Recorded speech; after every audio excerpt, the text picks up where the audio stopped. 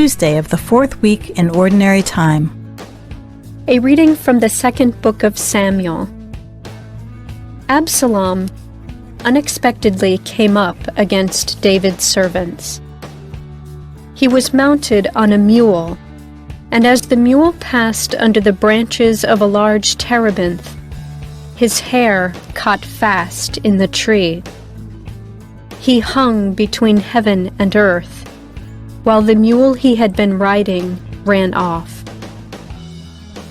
Someone saw this and reported to Joab that he had seen Absalom hanging from a terebinth. And taking 3 pikes in hand, he thrust for the heart of Absalom, still hanging from the tree alive. Now David was sitting between the 2 gates, and a lookout went up to the roof of the gate above the city wall, where he looked about and saw a man running all alone. The lookout shouted to inform the king, who said, "If he is alone, he has good news to report." The king said, "Step aside and remain in attendance here." So he stepped aside and remained there. When the Cushite messenger came in, he said, "Let my lord the king receive the good news, that this day the Lord has taken your part, freeing you from the grasp of all who rebelled against you." But the king asked the Cushite, "Is young Absalom safe?" The Cushite replied, "May the enemies of my lord the king and all who rebel against you with evil intent be as that young man." The king was shaken and went up to the room over the city gate to weep. He said as he wept, "My son Absalom, my son Absalom, if only I had died instead of you. Absalom, my son, my son." Joab was told that the king was weeping and mourning for Absalom, and that day's victory was turned into mourning for the whole army when they heard that the king was grieving for his son. The word of the Lord. The responsorial psalm. The response is, "Listen, Lord, and answer me." Incline your ear, O Lord, answer me, for I am afflicted and poor. Keep my life, for I am devoted to you. Save your servant who trusts in you.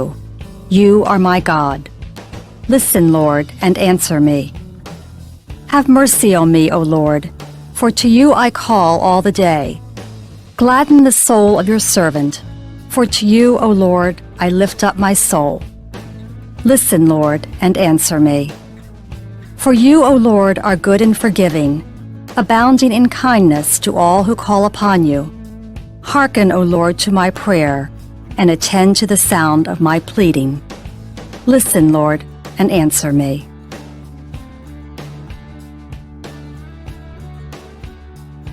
A reading from the Holy Gospel according to Mark. When Jesus had crossed again in the boat to the other side, a large crowd gathered around him, and he stayed close to the sea. One of the synagogue officials named Jairus came forward. Seeing him, he fell at his feet and pleaded earnestly with him, saying, "My daughter is at the point of death. Please come lay your hands on her, that she may get well and live." He went off with him, and a large crowd followed him. There was a woman afflicted with hemorrhages for 12 years. She had suffered greatly at the hands of many doctors, and had spent all that she had. Yet she was not helped, but only grew worse. She had heard about Jesus and came up behind him in the crowd and touched his cloak. She said, "If I but touch his clothes, I shall be cured." Immediately her flow of blood dried up. She felt in her body that she was healed of her affliction. Jesus, aware at once that power had gone out from him, turned around in the crowd and asked, "Who has touched my clothes?" But his disciples said to him, "You see how the crowd is pressing upon you, and yet you ask, 'Who touched me?'" And he looked around to see who had done it. And the woman, realizing what had happened to her, approached in fear and trembling. She fell down before Jesus and told him the whole truth. He said to her, "Daughter, your faith has saved you. Go in peace and be cured of your affliction." While he was still speaking, people from the synagogue official's house arrived and said, "Your daughter has died. Why trouble the teacher any longer?" Disregarding the message that was reported, Jesus said to the synagogue official, "Do not be afraid, just have faith." He did not allow anyone to accompany him inside except Peter, James, and John, the brother of James. When they arrived at the house of the synagogue official, he caught sight of a commotion, people weeping and wailing loudly. So he went in and said to them, "Why this commotion and weeping? The child is not dead, but asleep." And they ridiculed him. Then he put them all out. He took along the child's father and mother and those who were with him, and entered the room where the child was.